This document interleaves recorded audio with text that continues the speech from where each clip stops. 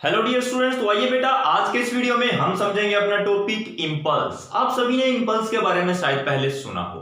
Clear? तो देखिए impulse है क्या है। इंपल्स जब बेटा हम किसी बॉडी पर फोर्स लगाते हैं for very short interval of time. देखिए मान लीजिए हम एक बैट बॉल खेल रहे हैं, क्लियर है, क्रिकेट खेल रहे हैं, तो जैसे बॉल आई हमने एकदम से बॉल को हिट किया, तो बॉल के ऊपर बैट ने क्या किया, फोर्स लगाया। कितने टाइम के लिए? बहुत ही कम इंटरवल ऑफ टाइम के लिए। क्लियर है? और इतने में बॉल का मोमेंटम एकदम से चेंज हो गया। बॉल का मोमेंटम क्या हो गया यहां, एकदम से चेंज। तो इसी फोर्स को हम यहां पर क्या बोलते हैं बेटा, इंपल्सिव फोर्स। क्या बोलते हैं इसको? Impulsive force. जब लार्ज फोर्स केवल बहुत ही शॉर्ट इंटरवल ऑफ टाइम के लिए काम करे और बॉडी के अंदर एकदम से मोमेंटम में चेंज आ जाए, तो उसको हम फोर्स को क्या बोलते हैं? Impulsive force. क्लियर है बेटा? तो यहां पर हम बोलते हैं इसको इंपल्सिव फोर्स। ये चीज क्लियर है। इंपल्स एक वेक्टर क्वांटिटी है। अब देखिए मान लीजिए जैसे बॉल आई, फुटबॉल हम खेल रहे हैं, ठीक है, एक बॉल आई, पैर से एकदम से उसको हमने क्या किया, किक कर दिया बॉल को एकदम से बड़े फास्टली। क्लियर? तो टाइम ऑफ कॉन्टेक्ट यहां पर हमारे पैर और बॉल के बीच में काफी कम टाइम के लिए था, बहुत ही कम टाइम के लिए था। तो यानी कि फोर्स काफी बहुत बहुत ज्यादा कम टाइम के लिए बॉल पर एक्ट किया और इतने में ही बॉल का मोमेंटम काफी ज्यादा चेंज हो गया।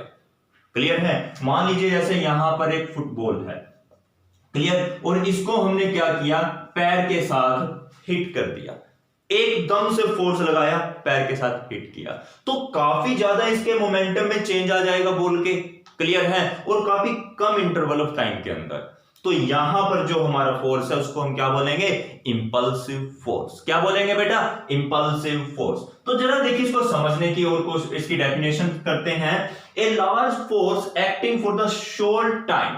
जब किसी बॉडी पर बहुत ज्यादा फोर्स लगे बहुत ही कम टाइम के लिए, to produce the change in momentum, then it is called impulsive force. तो इसको क्या बोलते हैं बेटा हम? Impulsive force. क्लियर है? देखिए इंपल्स को मेजर करने का तरीका क्या है, हमने बॉडी के ऊपर कुछ फोर्स अप्लाई किया और कितने टाइम के लिए अप्लाई किया, इन दोनों को जब हम मल्टीप्लाई करते हैं तो हमारे पास जो क्वांटिटी आएगी that is known as impulse. Impulse क्या है? फोर्स इनटू में टाइम ड्यूरेशन, यानी हमने कितने टाइम के लिए फोर्स को अप्लाई किया है।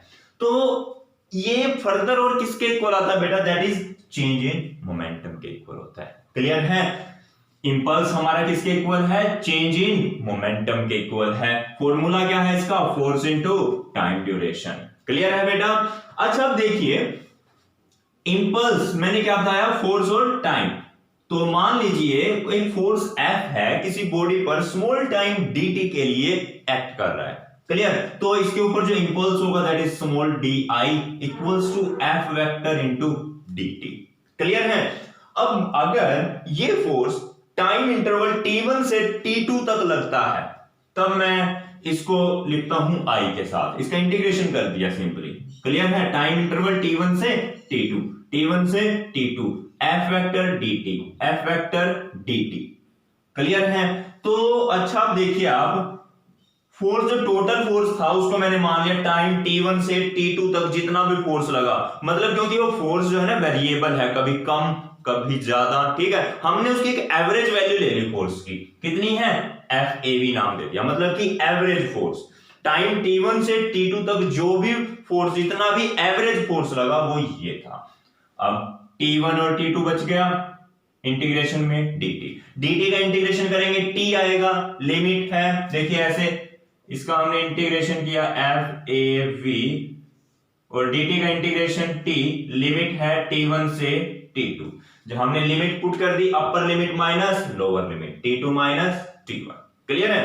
तो t2 माइनस t1 को लिख दिया डेल्टा t, और ये फर्दर हमारा किसके इक्वल होता है बेटा? That is change in momentum के इक्वल।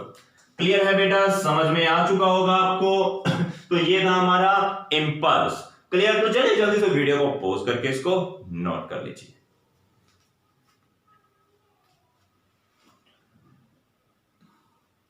क्लियर है बेटा? नोट कर लिया आपने? तो चलिए मैं इसको रब कर देता हूं।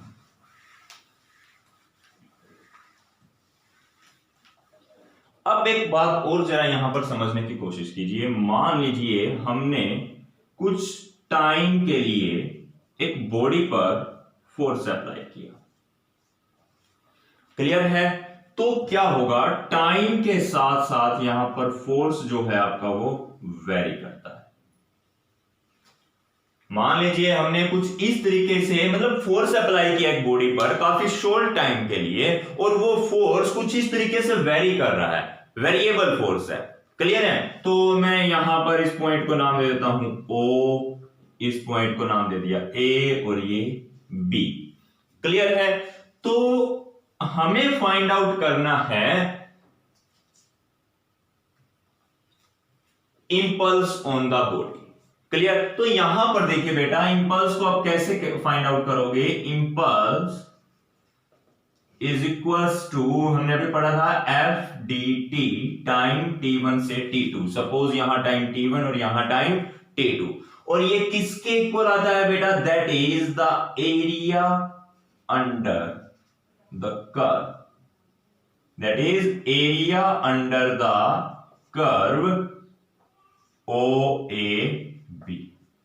ये जो कर्व है ना OAB, इसके अंडर में जितना एरिया है, यानी कि बेटा हम बात करें ये वाला एरिया, तो अगर हम ये एरिया कैलकुलेट कर लें तो ये एरिया हमारा किसके इक्वल आएगा? दैट इज इंपल्स के इक्वल आएगा। किसके इक्वल आएगा बेटा?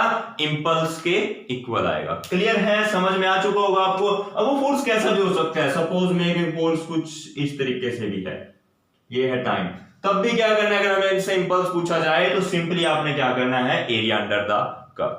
क्लियर है बेटा? तो चलिए जल्दी से इसको नोट डाउन कर लीजिए। क्लियर, नोट कर लिया?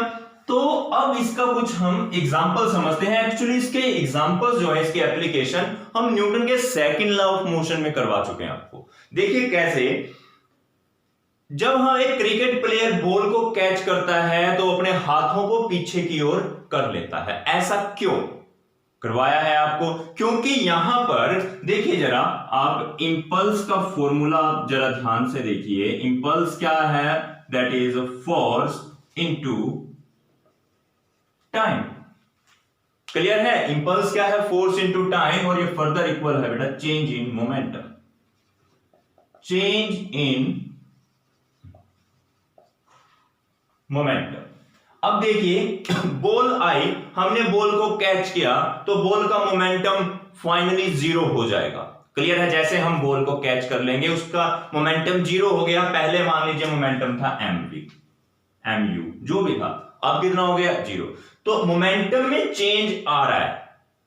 क्लियर है? हमने बॉल को रोक लिया, मोमेंटम में चेंज आ गया, ओके। लेकिन इस चेंज इन मोमेंटम को मान लीजिए, चलो मैंने कुछ भी नाम दे दिया डेल्टा पी, जस्ट एज्यूम कीजिए। क्लियर? तो हमने यहां पर क्या किया? हाथों को पीछे की ओर ले गए। तो यानी कि बेटा ये टाइम की वैल्यू को हमने क्या कर दिया? इंक्रीज कर दिया। क्लियर? अब इस वैल्यू को कांस्टेंट रखने के लिए फोर्स को क्या होना पड़ेगा? अपने आप को डिक्रीज करना पड़ेगा। क्लियर? देखिए अगर यहां पर टाइम बढ़ गया तो फोर्स ऑटोमेटिकली कम हो जाएगा। सपोज एक आंसर है 8, इसको लिखने के कई तरीके हैं, 4 इंटू 2, क्लियर, या 8 इंटू 1। अगर यहां पर ये चीज घटती जा रही है तो ये क्वांटिटी क्या हो जाएगी? बढ़ जाएगी, ताकि आंसर क्या रहे? सेम रहे। बात समझ में आई है? तो या फिर अगर हम यूं कहें, ये क्वांटिटी अगर बढ़ जाए इस तरफ वाली, तो ये क्वांटिटी क्या हो जाएगी? घट जाएगी, डिक्रीज हो जाएगी। तो वही ऐसे ही कुछ कम यहां पर हो रहा है बेटा। क्या है? देखिए force into time is equals to change in momentum. जैसे ही हमने बॉल को कैच किया उसके अंदर कुछ चेंज इन मोमेंटम आया, लेकिन कितने टाइम के अंदर? हमने अगर टाइम ऑफ कॉन्टैक्ट को बढ़ा दिया, time to change the momentum हमने इंक्रीज कर दिया, तो यहां पर फोर्स डिक्रीज हो जाएगा। हाथों पर कम से कम चोट लगेगी। इससे क्या होगा? Time to change the momentum बढ़ गया, जिससे हाथों पर लगने वाला फोर्स कम हो गया और हाथों पर कम से कम चोट लगेगी। क्लियर है बेटा, आपको समझ में आ चुका होगा। तो चलिए इसका एक एग्जांपल हम और समझ लेते हैं। जब हम सीमेंटेड फ्लोर पर गिरते हैं तो बहुत ज्यादा चोट लगती है, जबकि किसी रेत के ढेर पर अगर हम गिरते हैं वहां पर इतनी ज्यादा चोट नहीं लगती। ऐसा क्यों? क्योंकि बेटा देखिए, जब भी हम सीमेंटेड फ्लोर पर गिरते हैं वो एकदम से हार्ड है, तो हमारी बॉडी जैसे ही सीमेंट के फ्लोर पर गिरी तो एकदम से क्या होगा, हमारी बॉडी का मोमेंटम चेंज हुआ, टाइम बहुत ही कम लगा इसके दौरान, ठीक है। तो हमारी टाइम कम है यहां पर, तो हमारी बॉडी पर फोर्स बहुत ज्यादा लगेगा, और बॉडी पर जितना फोर्स लगेगा उतनी ही ज्यादा चोट लगेगी। क्लियर है? तो सीमेंटेड फ्लोर पर बहुत ज्यादा चोट लगी, लेकिन रेत के ढेर पर गिरते हैं तब इतनी चोट नहीं लगती। ऐसा क्यों? क्योंकि अब देखिए, रेत का जो ढेर है, मान लीजिए ऐसा कुछ रेत का ढेर पड़ा है, तो हम इसके ऊपर जैसे ही आएंगे तो थोड़ा सा इसके अंदर धंस जाएगी बॉडी क्या होगी, इसके अंदर धंस जाएगी। तो यानी कि यहां पर टाइम, उसको रेस्ट पे आने के लिए जो टाइम लगा, बॉडी का मोमेंटम चेंज होने में जो टाइम लगा, वो बहुत ही ज्यादा लग गया, मतलब वो टाइम थोड़ा इंक्रीज हो गया। अब जैसे जैसे टाइम बढ़ेगा तो फोर्स क्या होगा, घटेगा। क्लियर है? इसी वजह से हमें रेत के ऊपर ज्यादा चोट नहीं लगी। तो क्लियर है बेटा? इसके और भी कई एप्लीकेशन है जो कि मैं आपको न्यूटन के सेकंड लॉ ऑफ मोशन में करवा चुका हूं। तो ये था बेटा आपका कंसेप्ट ऑफ इंपल्स। क्लियर है आपको? आई होप कि आपको समझ में आ चुका होगा। अगर किसी बच्चे को अभी भी कुछ क्लियर नहीं है तो वो मैसेज करके या कमेंट करके मुझसे पूछ सकता है। क्लियर? तो क्लियर है बेटा, आपको समझ में आ चुका होगा। मिलते हैं अपने नेक्स्ट टॉपिक के साथ नेक्स्ट वीडियो में। तब तक के लिए bye bye, thank you and have a nice day.